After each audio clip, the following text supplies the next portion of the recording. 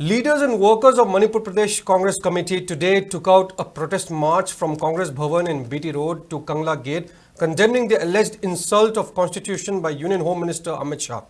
Protesters raised various slogans against Union Home Minister Amit Shah and demanded his resignation. Speaking on the sidelines of the protest march, Mpcc President Kesha Meghachandra alleged Home Minister Amit Shah of insulting B.R. Ambedkar, who is considered as the father of Indian Constitution, and demanded apology for his remark in the parliament.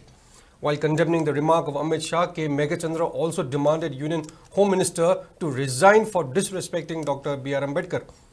The Congress leader also alleged that BJP leaders misbehaved with AICC President Mallikarjun Kharge.